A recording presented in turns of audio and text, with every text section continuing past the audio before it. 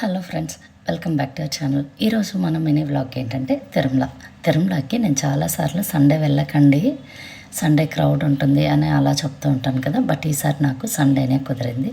మేము ఆఫ్టర్నూన్ 12కి అంతా స్టార్ట్ అయిపోయాము. నేను సండే ఎలా ఉంటుందో క్రౌడ్ చెప్తాను, ఎందుకంటే వీకెండ్స్ ఉంటాయి, హాలిడే పెట్టుకుంటారు, సాటర్డేస్ వచ్చేసిన వాళ్ళు ఉంటారు. అలిపిరి టోల్ గేట్ దగ్గర క్రౌడ్ ట్రాఫిక్ అయితే ఇంత ఉంది. నాకైతే అనిపించింది దర్శనం ఎలా ఉంటుందో ఏంటో అని. బట్ స్వామి పిలిస్తేనే మనం వెళ్ళగలుగుతాం, మనం అనుకుని ప్లాన్ చేసుకుంటే అంత కుదరదు. నేను ఈ వీడియోలో ఒక్కటైతే చెప్తాను, మీరు దర్శనానికి వెళ్ళేటప్పుడు ఎప్పుడూ కూడా రద్దీ ఉందా, జనాలు ఎక్కువ ఉన్నారా, ఎన్ని కంపార్ట్మెంట్లు ఉన్నాయి, ఎన్ని గంటల సేపు పడుతుంది దర్శనానికి, ఇలా ఏమీ క్వశ్చన్స్ వేయకుండా మీరు తిరుమలకి స్టార్ట్ అవ్వండి. మీ దర్శనం చాలా బాగా అవుతుంది. మీరు అన్ని క్వశ్చన్స్ వేసుకొని కొంచెం డౌట్ఫుల్గా స్టార్ట్ అయ్యారంటే ఖచ్చితంగా ఈవెన్ షెడ్లో అయినా కూడా లేట్ అవుతుంది, లేదా లైన్లో అయినా లేట్ అవుతుంది.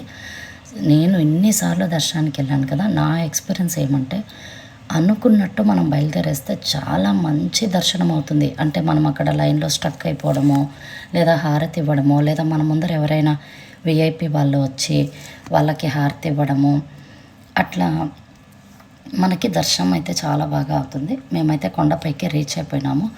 తిరుపతిలో మేము ఎండకి ఉడుకుతూ ఉంటాము. కొండపైకి పోయిన వెంటనే అసలు ఎంత మంచి వాతావరణం అంటే చల్ల గాలి అయిపోతుంది. అందుకే నాకు తిరుమల అంటే చాలా ఇష్టం. ఎక్కడికి రమ్మన్నా నేను ఆలోచిస్తానేమో కానీ తిరుమలకి ఎవరు పిలిచినా నేను వచ్చేస్తాను. ఇలా మేము రాంబగీచా దగ్గర దిగేసి మేము గుడి ముందుకైతే వెళ్ళిపోయాము. ఎప్పుడు కూడా రాంబగీచా దగ్గర దిగుతాము, ఎందుకంటే గుడి ముందుకు వెళ్ళడానికి ఈజీగా ఉంటుందని. అలా గుడి బయట అంతా కూడా చూసేసుకుని సుపథంలో ఎంటర్ అయిపోయి దర్శనం అయితే ముగించుకొని వచ్చేసాము.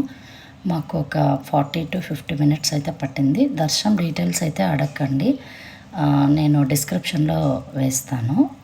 ఎందుకంటే మా సార్ పైనే ఉంటారు, అలా మాకు దర్శనం కొంచెం ఈజీగా అవుతుంది.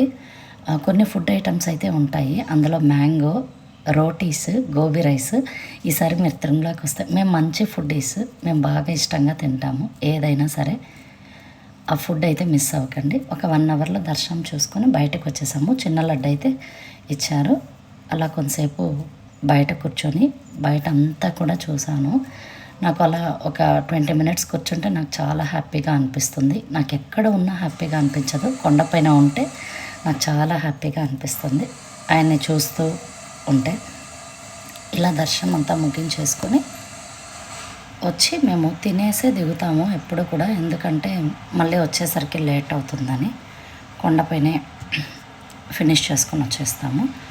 ఈరోజు నేను మీకు ఒక టెంపుల్ చూపిస్తాను. దిగేటప్పుడు అక్కగార్ల గుడి. లాస్ట్ టైం నేను గాలిగోపురం ఇది చూపించాను కదా, గంట కడతారు గాలిగోపురం దగ్గర. ఇప్పుడు నేను చూపించే టెంపుల్ వచ్చేసి అక్కగార్ల గుడి. మనకి దిగేటప్పుడు రైట్ సైడ్ ఉంటారు. ఒకే కోరికని కంటిన్యూస్గా అమ్మవారికి చెప్తూ రండి, ఖచ్చితంగా అది నెరవేరుతుంది. పోయినసారి అంతా ఒక్కొక్కటి చెప్పకుండా ఒకే కోరికని మళ్ళీ మళ్ళీ చెప్పండి. గాలిగోపురం దాటుకుని మోకాళ్ళ మెట్ల తర్వాత మనం రైట్ టర్న్ తీసుకున్న తర్వాత రైట్ సైడ్ ఉంటుంది. ఇంకొక మినీ వ్లాగ్తో మళ్ళీ కలుద్దాం. Thank you for watching. Please do subscribe.